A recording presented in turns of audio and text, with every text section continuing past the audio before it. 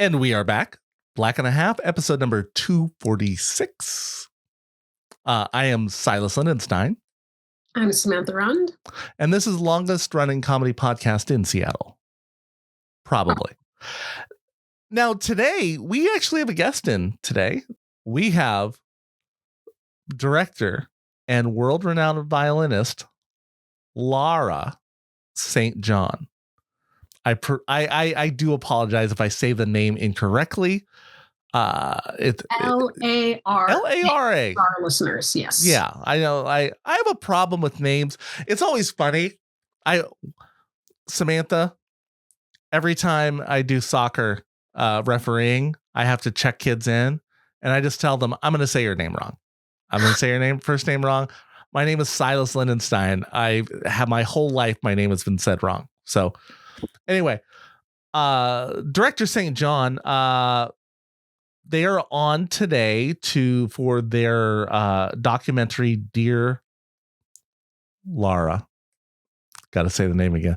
Dear Lara. Documentary, which deals with, I'm trying to it's a series trying to not get banned. Essay abuse in the classical music world from when she was young, and then she examines it still going on, like within the world. It's actually, this could be the musical version of the gymnast scandal that came out a few years ago, where it was discovered how long gymnasts have been being abused. Right? It's hard that it's a difficult and sensitive topic, and it is a little challenging having it on our comedy podcast. Yeah, and it's like an important thing to tell people about. So, I think I just preemptively say, you this episode, you all may experience us going a little bit from. Yes, we're addressing the serious to then kind of just jumping to comedian stuff a bit. We talk about that. It's a feature. Yeah. I like to say it's a feature, not a bug in our programming, but we do deflect with comedy. Yeah. And after the interview, we do a bit of deflection. Not during the interview. Bring it up. Yeah, no, I was trying to say it straight during that, but we do. So trigger warning for anybody listening to the show that we do have an interview dealing with SA. Yeah. It didn't go into like not in depth detail in it, but it gets discussed a little bit about the issue of the problem within the classical music world. But we spend time talking about just interviewing her about. I mean, it's kind of like about a new to me, an awareness of the problem in the classical music. And what do you do when you have a kid who's showing talent and you want to put them in programs? And my fears, I've talked about my fears before on here of just not trusting anybody with my kids now. We don't do sleepovers. We just don't do it. We have one couple that has kids that are friends with our kids that we will allow sleepovers at. But they're the only ones. And only because we have gone on vacation with them. Oh, that's the only reason. Otherwise, our kids don't do sleepovers. Yeah. It's just not going to happen. Yeah. And then they need to know karate before they will ever be allowed before they're 18 to sleep over somewhere. They need to learn martial arts, maybe some knife skills. Yeah. I don't know. Anyway. Talk about the fears in there, Tears for Fears, and then we chat after the interview. Where we learn a little bit too about the classical world as well, just in general, a little bit. Yeah, it's a new world. I was, I will admit to all you folks listening, I too, after I had already booked this, and we did. This is the first guest in a long time. I did not ask the 7 questions, the world famous 7 questions, because it just didn't feel appropriate at the time. And it was right before the interview that I suddenly panicked and realized, I was like, this is a serious topic to be interviewing here. What do I do? And I just opted to not ask them and just focused on what they're there to promote. But the film Dear Lara, it opens up premiering in the United States at the Santa Barbara Film Festival.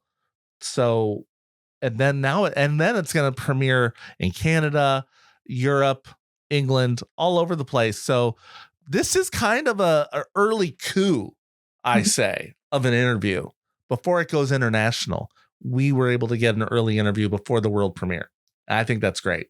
And so this is just one of the signs that Black and a Half is going to take over the media. We're getting these early press dates, right? That's right, Silas. Yeah, that's what I say. Yeah, we got it there, and I think it's all because of our new theme music. Really, I think it's.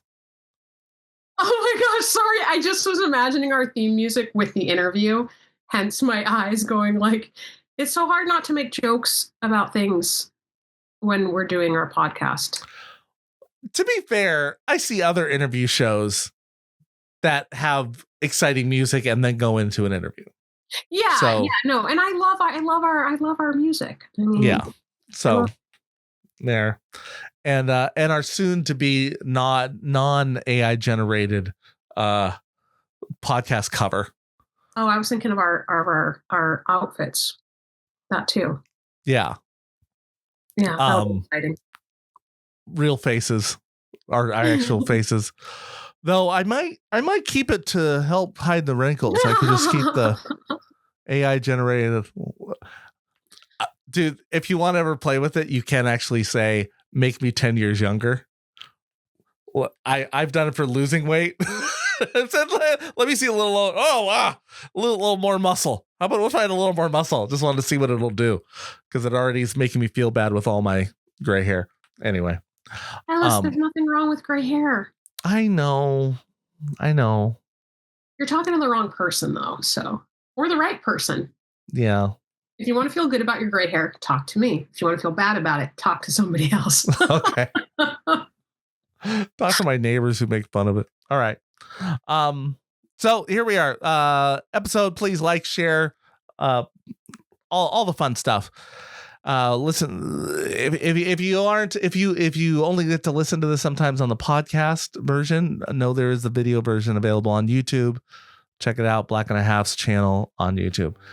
Anyway, sit back, relax, open your hearts, open your ear holes, and listen to episode number 246. Ladies and gentlemen, you are listening to the longest running comedy podcast in Seattle, probably. Yes, this is Black and a Half, hosted by Silas Lindenstein and Samantha Rund. Black and a Half, Black and a Half, Black and a Half. Now we're our show's Black and a Half, and usually it's we tend to talk about a lot of comedic things, but we also talk about creativity, and we're both parents. And one of the things that intrigued me about this was Samantha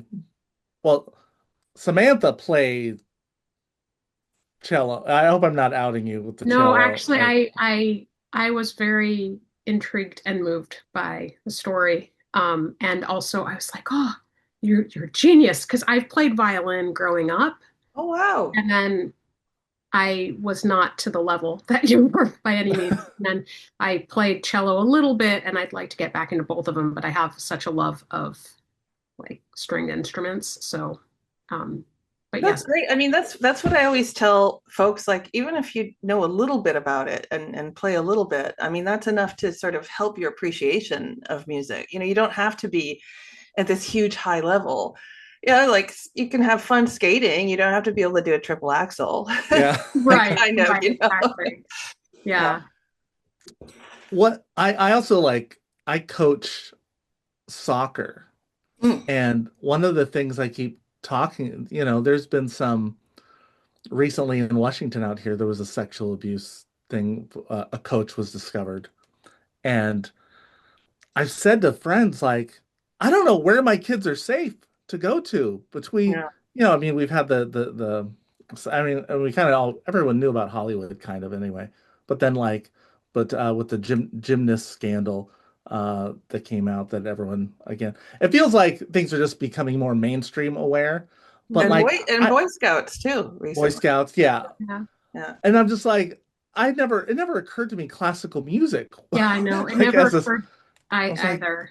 and I'm Yeah. Well, that's the opening line of the film. Everybody's like, "Oh, it's so beautiful. Everything's always fine." It's like, no, there is an underbelly, and I think it just has to do with when, in our profession at least, these always men are given inordinate amounts of power, like almost like messianic power, and it's not, there's problems like this in every field, but you don't have like 14-year-old accountants or 8-year-old physicists or what, so they do tend to be you know more in the fields where people have to start very, very young.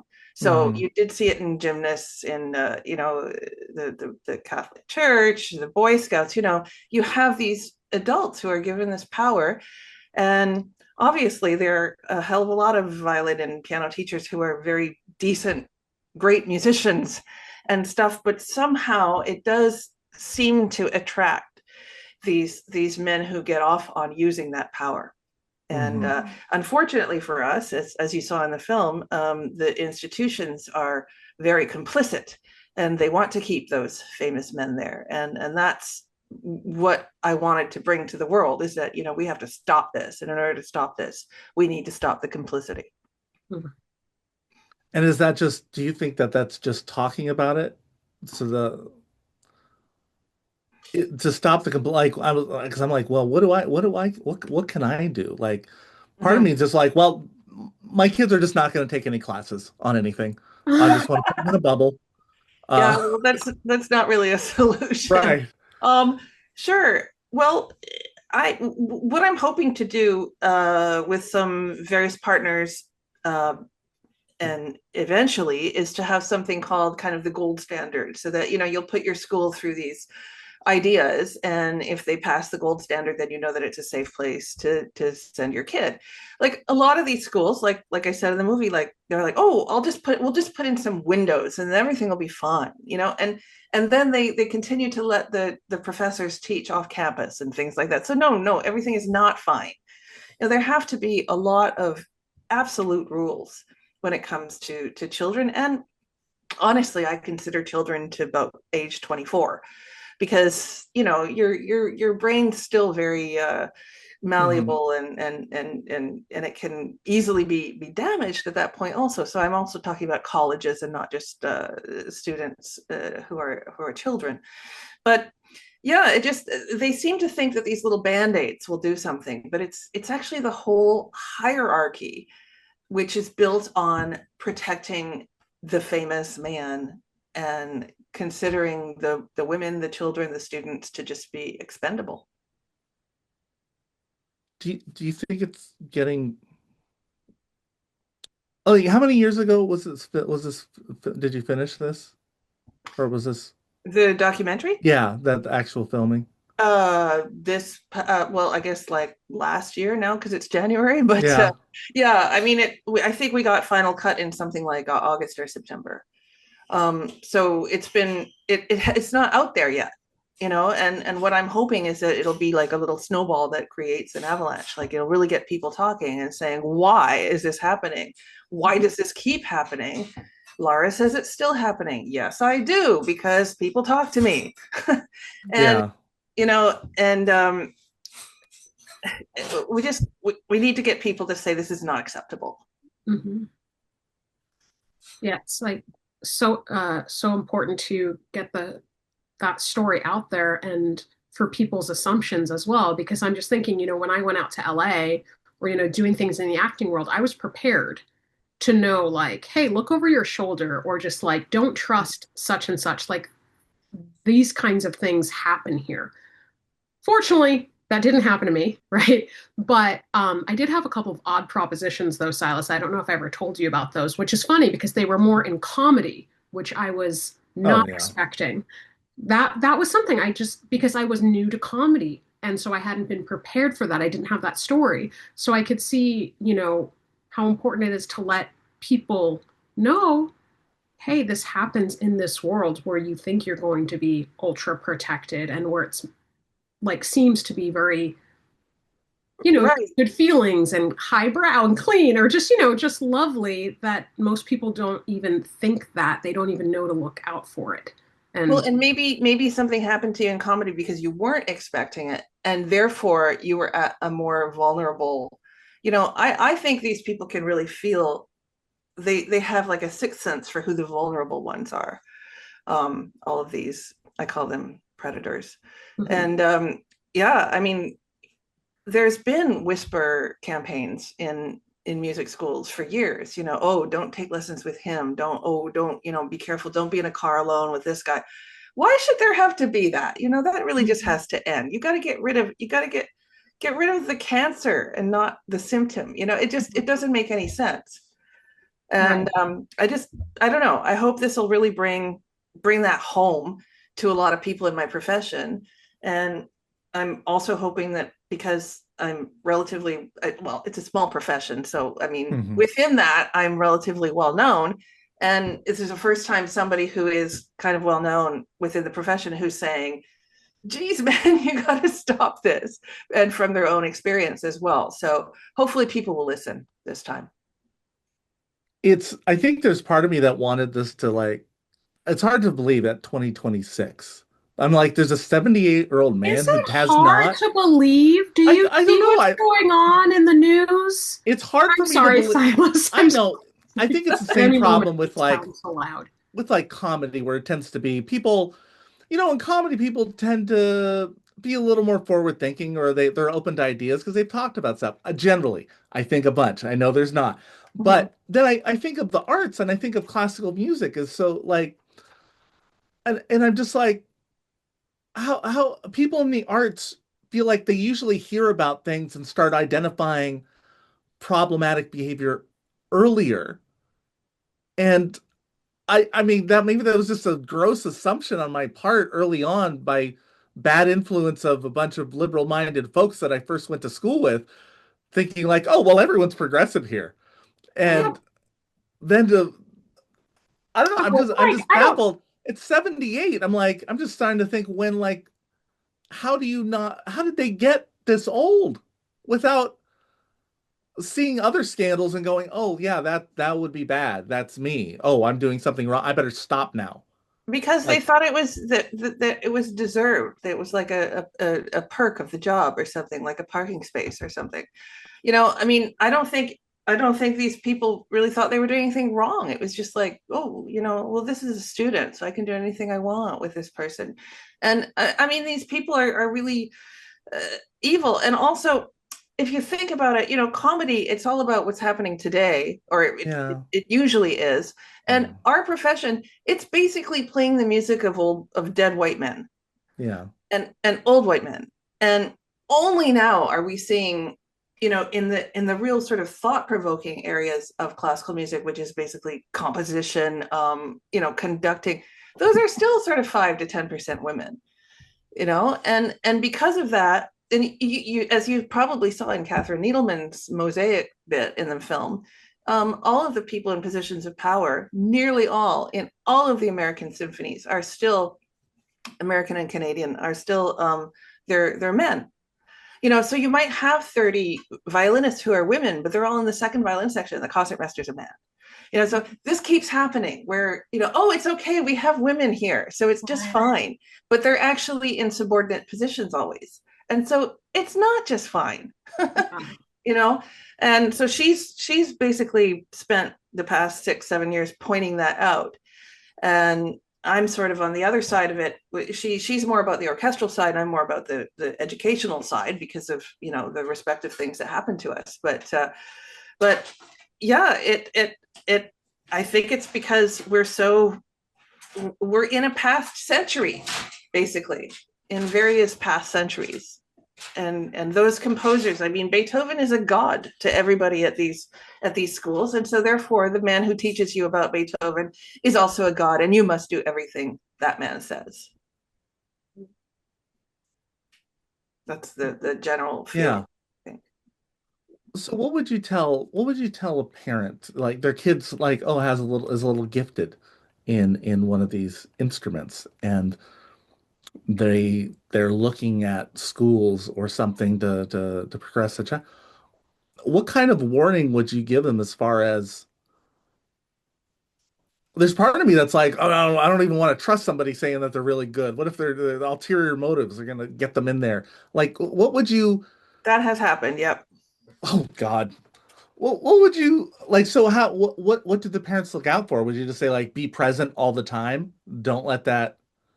Well, certainly as a child, I think the parent should probably be present all the time. Yeah. Yeah. I mean, if you're taking your kid to a lesson with one pretty easy way around that is now that there are so many women in music, just get a really fantastic woman teacher.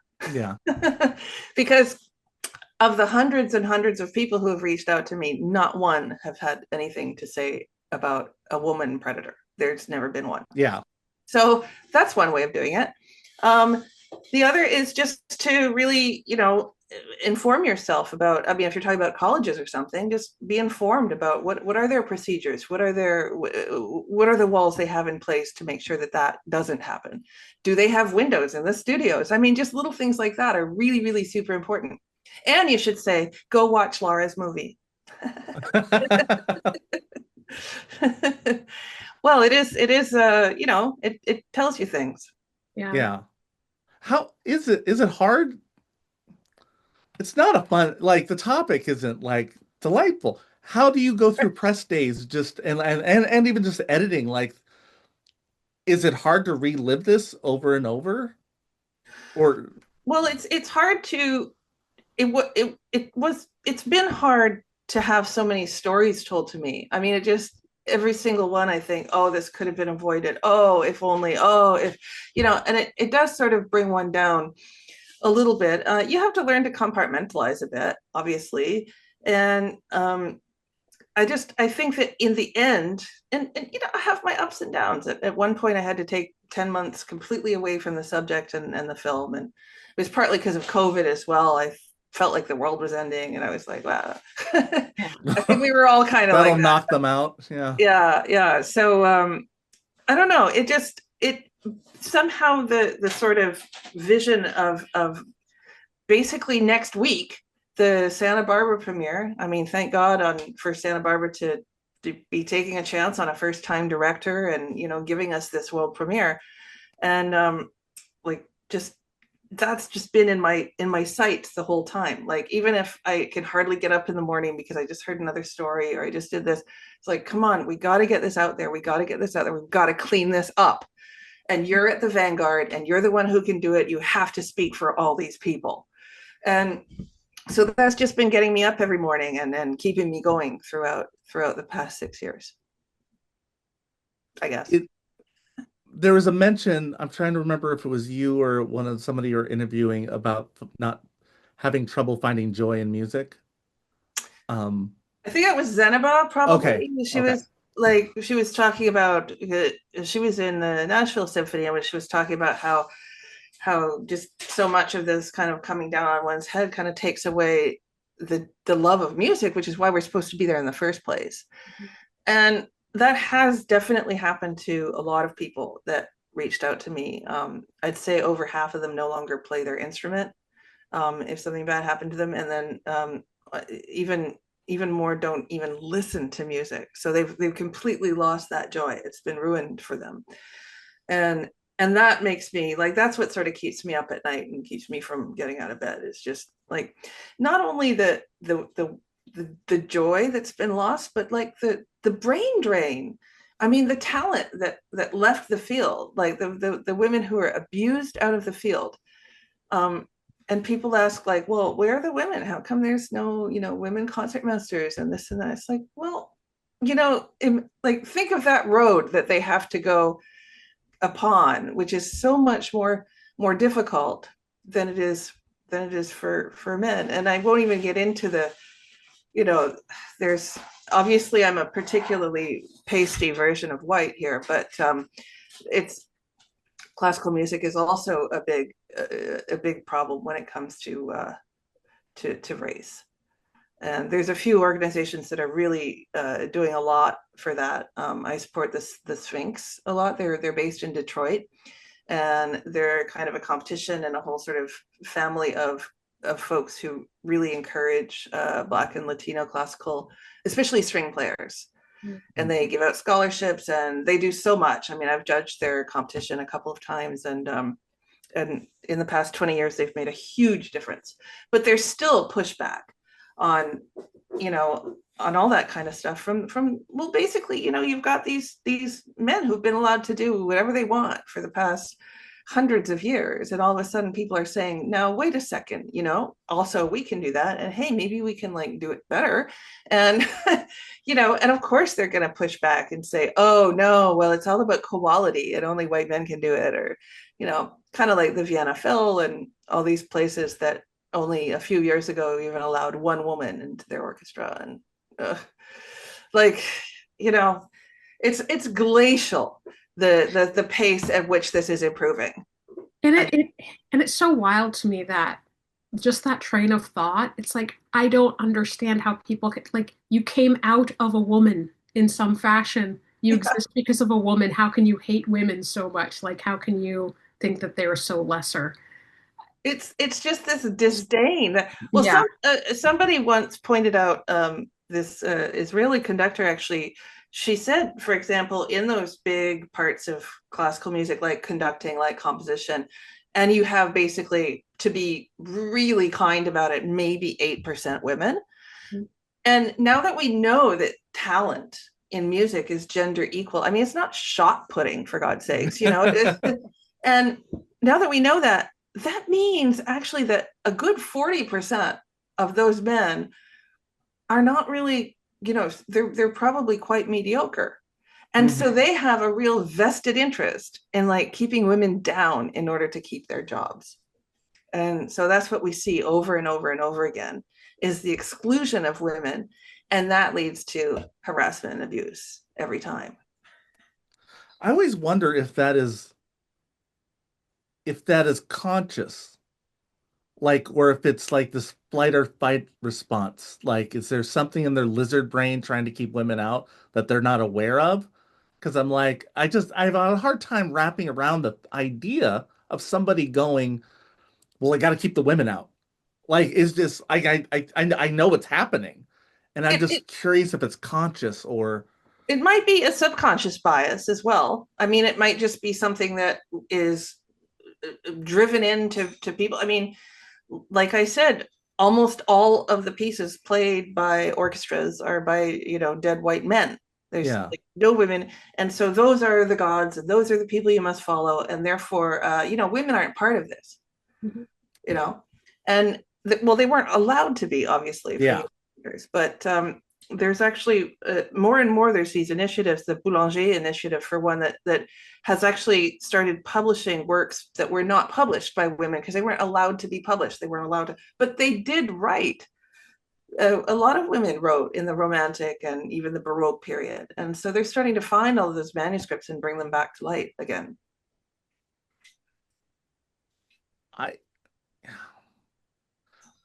Yes. I played violin, is also was the first instrument I ever tried to play. Oh, great. I've talked about it before, but I was tricked because I was told I was taking fiddle lessons because I saw fiddle was cool. It wasn't actually until about a year ago I realized, wait, that was a violin.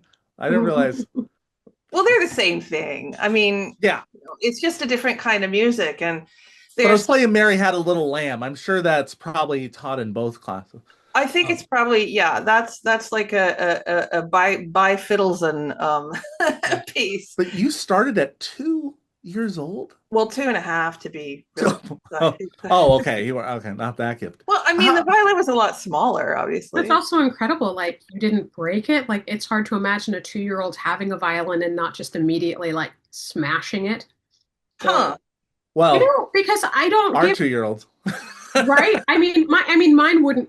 She wouldn't do it on purpose. But it's just, well, maybe. She's 4 now. But I mean, just giving a 2-year-old something so delicate. They're not. It's not a Stradivarius when you're 2 years old. I think I started on a 32nd size fiddle. I mean, it can't possibly have sounded good. And they only cost, they're factory made somewhere. They only cost like $100. So if somebody does throw it up in the air, it's not really the end of the world, I suppose. But yeah, you grow with the violin. And then finally, I think I was about 12 or 13. I mean, I'm a pretty big, long person. So I had my first full size at 13. Did you love it? Do you remember loving it since you were a kid? Like that, was it you that wanted to do it? I loved the music. I loved playing the music, but I didn't understand the scales. I thought they were just punishment and all that kind of stuff. I think it was around that time, around 12, 13, that I finally sort of thought, okay, maybe this is what I want to do. Yeah, but that's kind of weird. Okay, you're 13 and you think this is what I want to do. That's early for most people, but it's also 9 years after I started it, right? Right. So the whole thing is kind of just really weird. In a way, it's a very strange life. Because I got my kids to start piano when they were 5. Great. And so they've been playing. So one of them is now 10. Okay. So I don't know how long. I don't talk about it really, as far as like, oh, it's just something we do each week once, and you practice. I don't know when I let her decide, like, and let her know that there's options about. She started playing guitar a little bit too, which I've been very much. You don't need to do lessons. That's fine. It's if you don't want. But I've been like, well, you need to do piano so you know how to do whatever you want to do later. Yeah. No, it's a great idea, because piano is the one that really it's so useful for so many things. I mean, I would kill to play piano. I can't play piano at all. I'm a real one-trick pony over here. But also guitar. That's one where so many amazing guitarists are self-taught. And but with the skills of the piano and the ideas of the notes and where they are and the visual, she'll probably be able to pick it up like 2 or 3 times as fast than if you hadn't given her those piano lessons. Mm-hmm. So I'm all for it, and I'm not saying she should like go to school in piano and college and do competitions or anything. No, not at all. No, now I want her self-taught, basically. No, but I think it's really great. Like I was saying to Samantha, even just that little knowledge of picking up and trying to, then it gives you insight into music and how it's made and what it can do for, the soul, I guess. Yeah. What it's made for, right? Mm-hmm.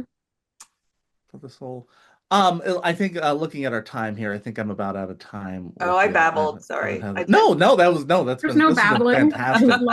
There was our show. That's our show. Right. But thank you so much for coming on with us. Thank you. Yeah, today. This has been great. You premiere at Santa Barbara. On February 6th at 5:20. Okay. And then we have a sophomore. I coined that. Hope you like it. It's February 8th at 3 p.m. Okay. So if you are a big football fan, you'll probably want to come to one of the other ones. Yeah, but I'm thinking, there's a Venn diagram somewhere. It's like people who want to see Dear Lara and people who want to watch the Super Bowl, and they don't meet. Yeah. I'm sure we'll get some of them over on the other side. Well, I'm looking for, I want to see that halftime actually. So I'm hoping that's what I'm really interested in. Oh yeah, good point. Yeah. For sure. And then is there plan right now we're just releasing it on there and then looking at video on demand later, I imagine at some point. That's all sort of kind of still up in the air because everything is sort of going towards the world premiere as it always does, and that'll be Santa Barbara, and then there'll be obviously Canadian premiere, European, probably UK, and this and that, and then I mean obviously I want it to get out to the broadest audience possible, so streaming would probably be the answer at this point. Yeah. Well, I'm glad that we were able to get you early on in the premiere status of this and get to meet you. So we look forward. Best of luck at the premiere. Thank you. With the film in general. Thank you. It's my first premiere. I mean, I've seen a film at a festival once in a while, and but this is my first time on a red carpet, so it's all very exciting. Very exciting. Yeah. Excellent. Well, thank you so much. Thank you. Thanks for having me. And that was it. That was our interview with Lara St. James. from the director of the documentary, Dear Lara. I guess because she's in it a little, but like, Samantha, did you know that originally I was going to try to be a documentary filmmaker?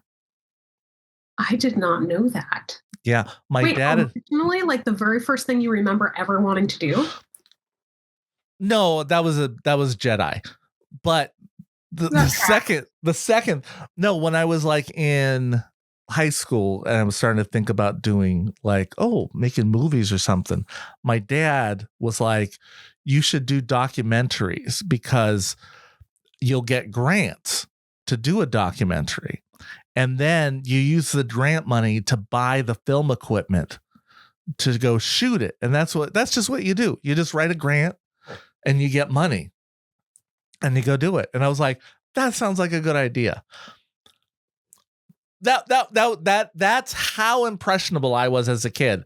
I was ready to be a documentary filmmaker because my dad said you should do this. Well, and I was like, he had an idea. It's for you, right? He also made it sound so easy. I mean, just get a grant. Yeah. Well, now you have your phone there. You could do it with your phone. What, record the grant or record the documentary? You can record a grant too. Yeah, you can. Oh man, I do think it'd be really awesome to do a documentary. I'm gonna go on a tangent because that made me think of one of the things that I want to do. I always want to do these studies. I want to do kind of like almost like a psychological study or something, or a social, why am I messing up this word? Sociological? Yeah. Like just, something, I suppose it's still in the acting realm of like just human behavior. Like I always want to do these studies and just ask people questions and get like a ton of data and then compile the data. And I will admit that sometimes it's because I want to prove my hypotheses correct for something. Like I think X, Y, and Z.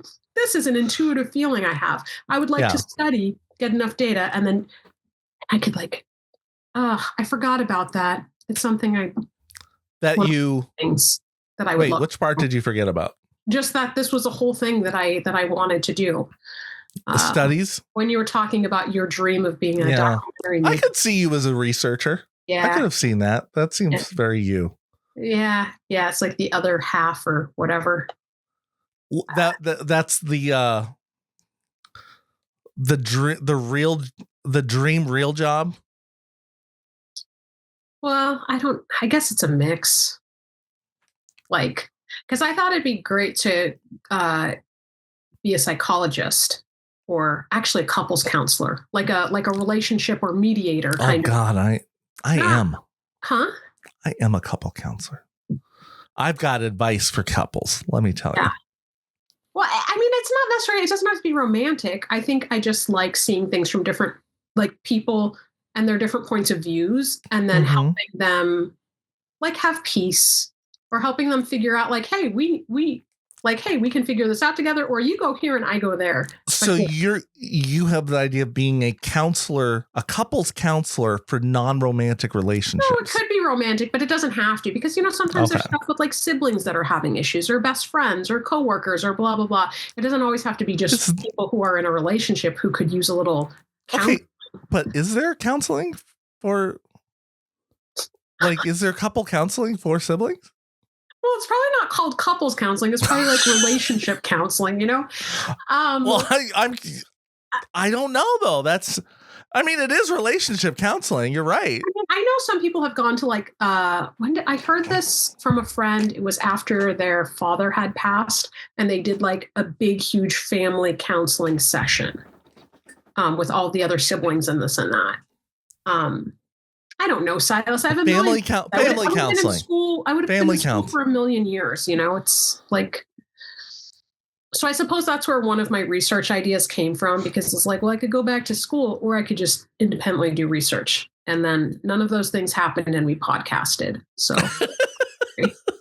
that's the exact order it went. I have to Google this. I need to know. I've realized there is relationship counselors or family counselors. Yeah. Family therapy, conflict resolution. Conflict mediation. I just have a hard time. I feel like that would be hard to get someone to do. Oh yeah. Like conflict, like your co-collaborators, like us. If we were having like issues about like getting this stuff done. Right. No, but if we were like, because that sometimes can happen with your podcast partner, Manny. Like if you to go like, hey, can we go see a mediator? Because I got to talk. We need to talk about. I'd be like, what the a mediator? And now I want a Saturday Night Live sketch. Now I want it because I also wanted to do these ridiculous infomercials or like, ridiculous.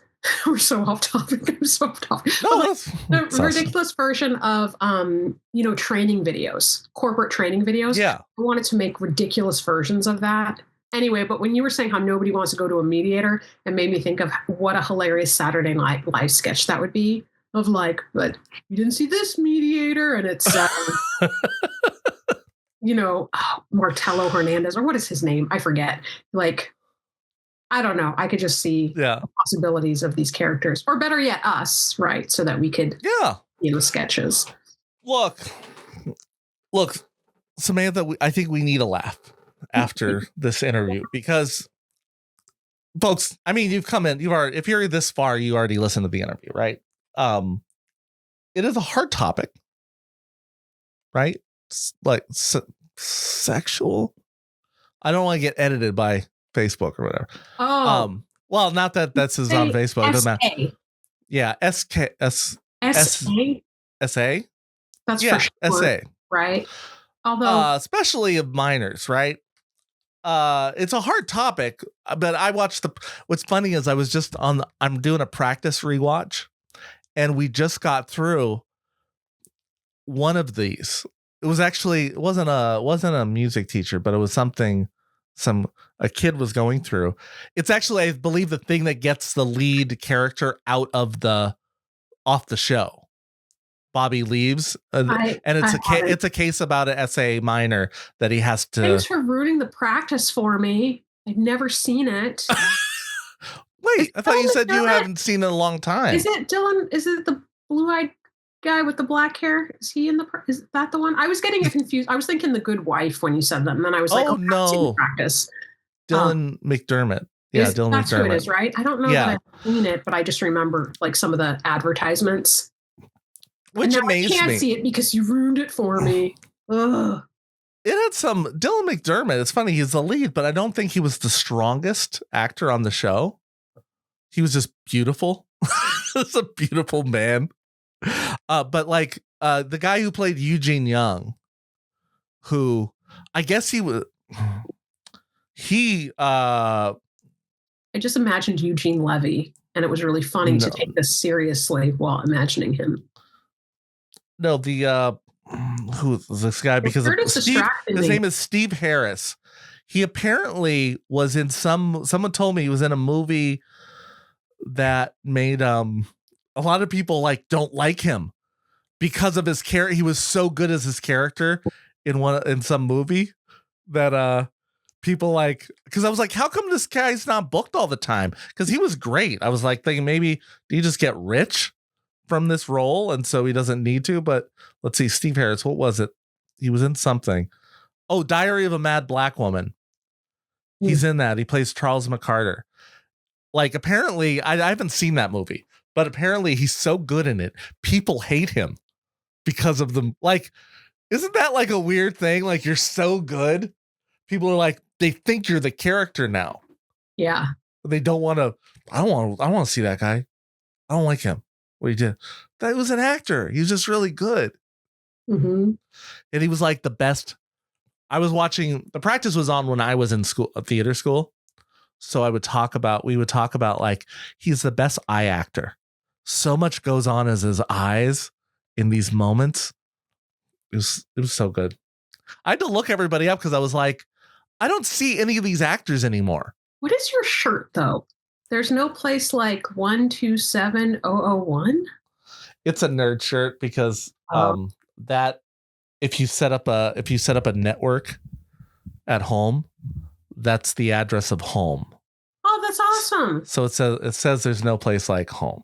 Really. I love that. But in nerd speak, it's one of my real estate shirts that I got now. So I can't be jealous, but it's not an original joke. I'm not it's like no, I love it. It's funny because I was actually looking last night. I was looking for real estate shirts. I actually was, but I didn't find any that I was like, I felt like I would actually want to wear. There were a lot that was like, this girl does real estate. And like, oh yeah, there's a lot I would of there. do that playing a character, but not walking around. I have found the similar hard thing. That's why that's one of the reasons I have a heat press, so that I can print my own shirts. Oh. So if you need a shirt, if you have a design, I can get it printed for you if you want. Yeah, that's cool. Oh, let's make our shirts for Black. I want to. Yeah, we should if we want to come. Yeah, get our AI generated faces on them. That's right. Let's do it. And cool. Thanks. I would love that. Yeah, both of those things. Maybe I don't know about the generation. But anyway, on top, yes. Yeah. It's a hard topic that we don't usually, because we're the longest running comedy podcast in Seattle. Probably we don't, as our theme music says, like you don't really want to like laugh during or after that. That's kind of laughing after it because it's which is funny because I remember such hard laughs in plays where like it's why you need a comic moment to diffuse the emotion a lot. Yeah, not because we don't write Greek tragedies anymore where you just cry the whole time. Well, it's like, why do you think Black and Jewish people are so funny? Yeah, we have to go. We've been through a lot. You have to laugh. Yeah. And let me ask you this. Have you ever found that to be challenging with, I won't even say romantic relationships, non-romantic relationships? Have you found it in your life relationships? Has it been difficult with people who aren't comedians to understand the need to like make a joke about something to relieve the well, it depends, but I sometimes stumble upon something. You know how I love doing callbacks. And yes. I actually had a thing the other day with somebody who said something and they laughed and I thought it was hilarious. They laughed and then I thought it was hilarious. And then we talked a little bit more. And then I kind of called that back, but their mood had shifted. And then they got upset and they said that I was being rude. And I was like, but that was funny. And I didn't get that it was funny. I'm like trying to explain why it was funny. But then that just made them feel more upset and more like I was not. Were they a non-comedy comedian? Yes, they were not a comedian. And then I apologized, because I'm like, listen, I said that because I thought you were going to laugh again. You'd be like, oh, clever. You thought of it again. I thought you would laugh more, but that did not have the desired effect. I will not say that next time. I am sorry. Do you think that we compartmentalize more than the average person? Like you, Silas, and me, Samantha? Yes, us, but as being comedians / actors, do you think that we, to do the tasks, particularly because some of the content is like this interview topic or whatever, sometimes it can be, do you think we have to compartmentalize than the average normal person? Well, I think the other thing too is we're also mixed. And I think that actually, for me, that might have that makes you compartmentalize, or actually, shall we define compartmentalize? I'm going to, I guess, make sure that I'm thinking of it in the same fashion you are, because I'm thinking. Well, let me guess on the, you know what? My daughter does this to me all the time. She goes, hey, what's that mean? And I'm like, oh man, you know what? Okay, how do I define this now properly? Because without messing up her education, I think of it, compartmentalize is like this topic. I can completely talk about this topic, and then without it affecting the other topic. Exactly. Right? Like separating, dividing into sections or categories. So I suppose it could be like, hey, this goes into this compartment and let me go over here to this other. I think with some things, let's see. I think it depends. It for me, whether or not I can compartmentalize and how well I compartmentalize and if I'm asking myself to compartmentalize and how aware I am if I'm compartmentalizing. But the being mixed thing, I would say for me, where does it rank in my compartmentalizing abilities, or I don't understand how you compartmentalize being mixed. I would think, for me, when I compartmentalize things, it's almost like a magic trick where it's like, abracadabra, I don't think of this anymore, or I'm just operating right here, right now,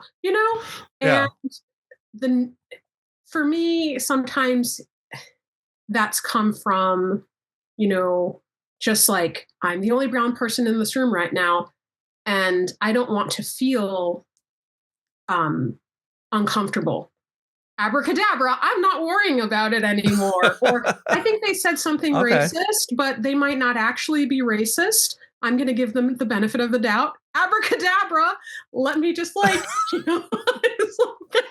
so that, and like, I don't think I really do like much code switching, but I know, a lot of people, they do more code switching. Mm-hmm. So I think that could play into that mentalizing. And then in terms of the actor thing, a bit by, now you're going into this reality and those are your circumstances that you're pretending with. And then you have to shake that off so you don't turn into a crazy person. Like, you just kind of, but I think partially to the way that I was trained as an actor, and part of what I lean into as an actor is very much based on my five senses, that it's not as much of compartmentalizing, because it's not just like all in my head, but it is a sort of like, we're stepping in and we're stepping out. So maybe, I don't know. Well, makes sense. I get you.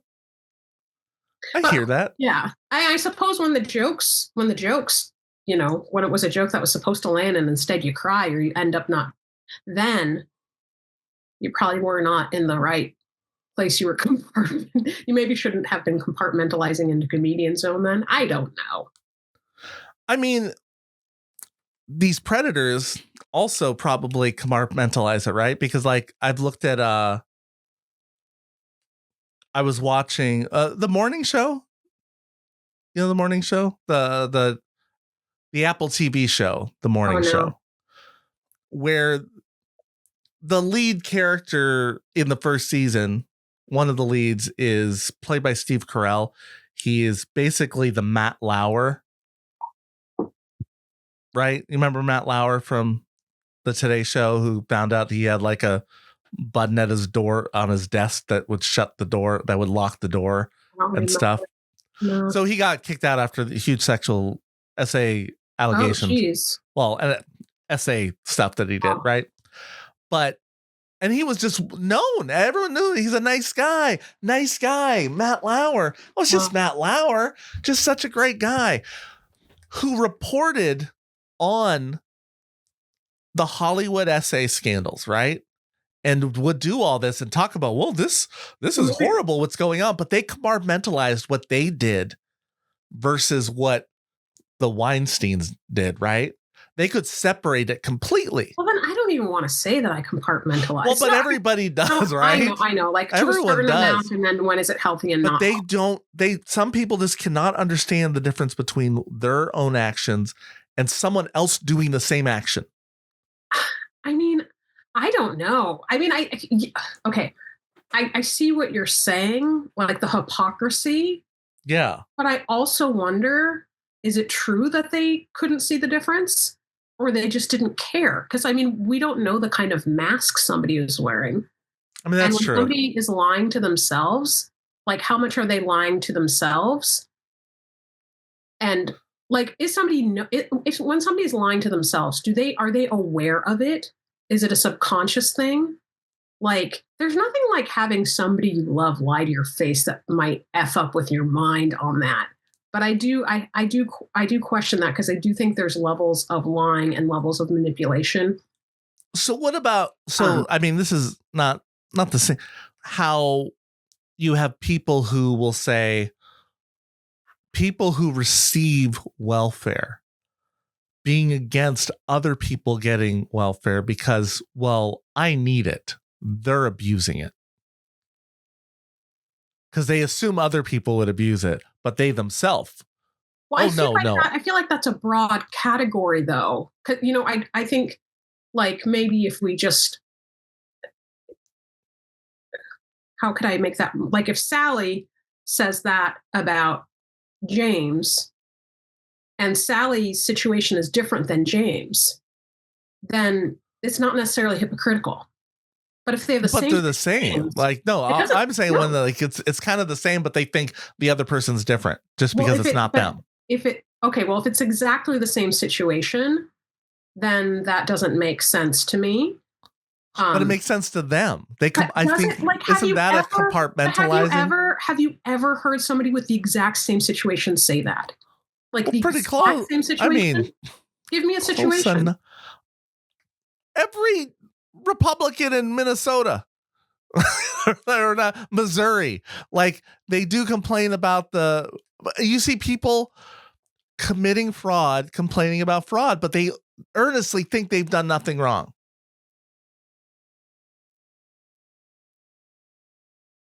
Oh boy.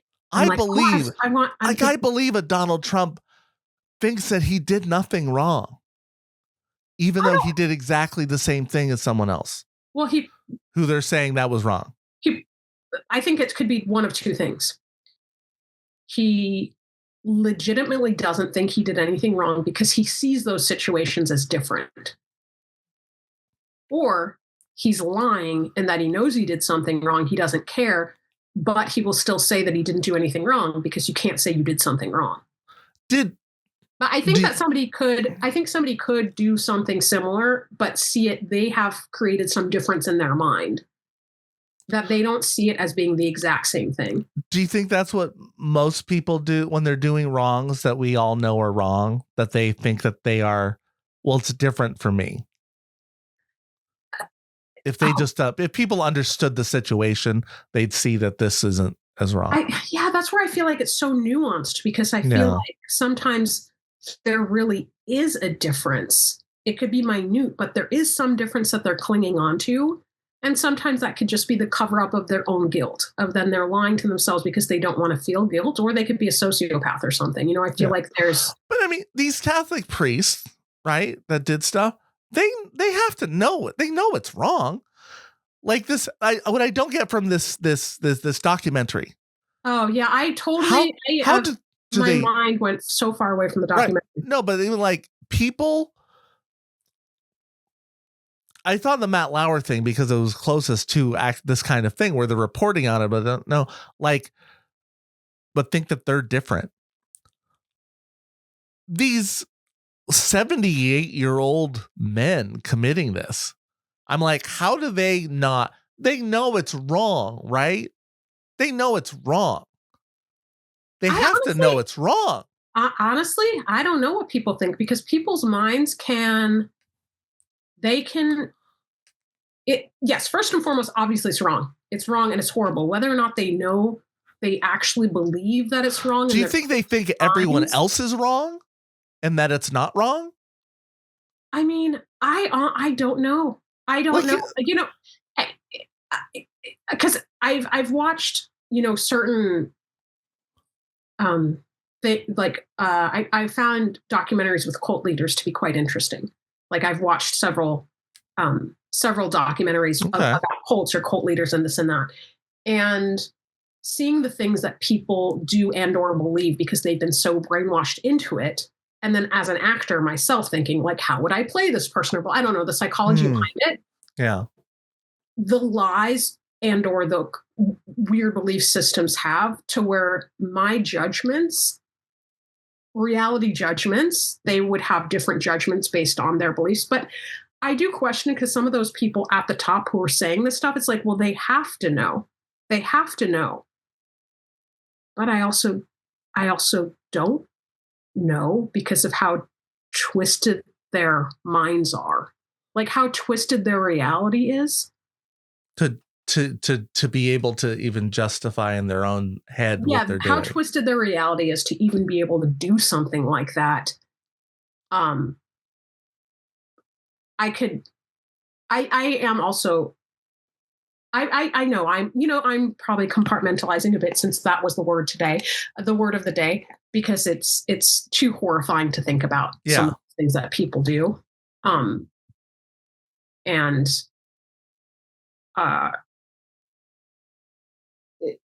their moral compass is completely different. But I think that realistically, like that one book that says the body keeps the score. It's like, yeah, and so does the soul, and they're gonna pay for it. Like in this life or the next, the soul, everybody pays for things.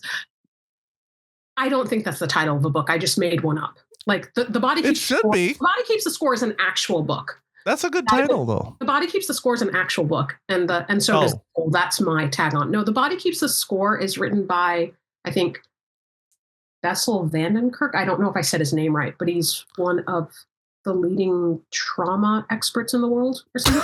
But and I was just reading this for light reading years before I needed to. I was just I was just reading it. It was fascinating. But our bodies hold on to different pieces of trauma or tension or memory, things like that. And it's a very interesting, fascinating read. And that's where the comedian comes in and they go, oh, is that where they get body count from? The body keeps score. It's a body count. Oh, yeah, no. I'm sorry, I can't, because you know why? Because I was in this other atomic mode. We were in different we were in different compartments. I don't even think we compartmentalize that much, but it's funny to because us or humans. I think us.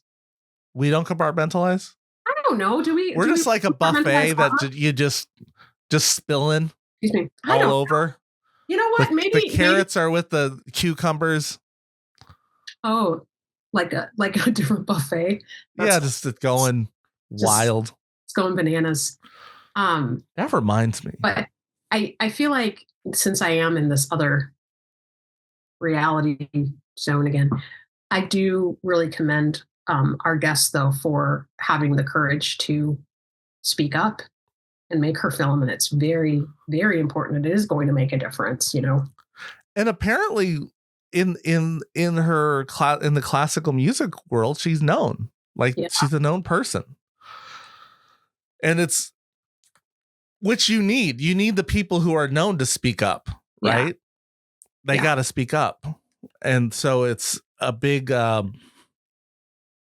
it shouldn't be brave, but it is, right? Like it should be, like it's braver to, because you worry that it's risking your career, right? By speaking up, because you're going to disruptors are going to potentially, some people, you run the risk of, at least in your head, I think, which is why people don't speak up, right? That I'm going to lose work or whatever. Mm-hmm. And so it's brave that you're taking the chance that people will instead go, you're right. Let's crush this. Just to be vulnerable too, to share your story, because it wasn't, what was it, 10 years ago, or how long ago was it? I don't remember people just openly saying that they were abused.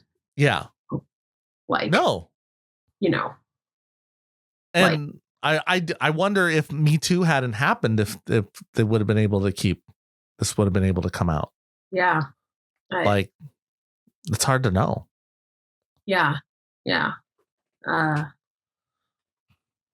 One of the things I don't like in our modern society is I just heard something just shut down around me. I just heard a computer shut down and I was panicked that I was about to lose you. And I'm like, I don't know what device here just shut down, but something did. We won't lose each other. We're like such good friends. No. This one we're 100. I'm just saying that. Can we please, let's still podcast when we're 100, Silas. Yes. You'll be older than 100 if I'm 100, but we'll still do it. We'll go into the gym. Thank you. Thank you for pointing that out. Yes, I'm also being healthy. And thank you for pointing out, as I'm looking at my wrinkle. You know what? My CPAP, I feel like my CPAP mask is now like affecting my face. It's giving me wrinkle lines that I didn't have before. I got to hydrate better.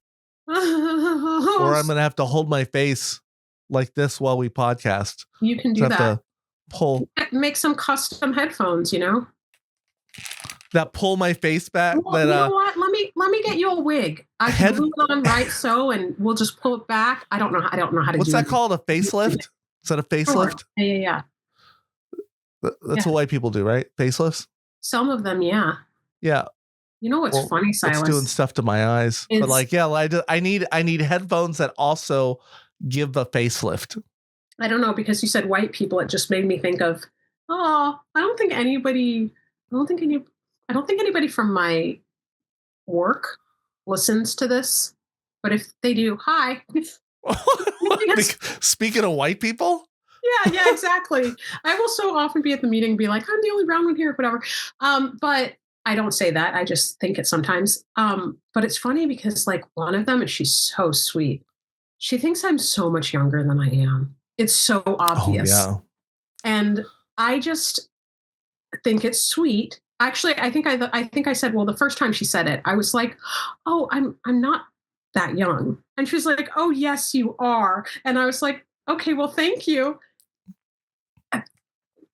She has no idea. And I have tried to correct her that much. But part of me wonders if I try harder so people would maybe take me a little more seriously if they thought I was older. And the other part of me is like,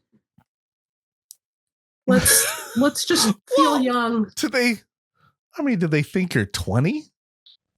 12. No, I have no idea how old they think I am.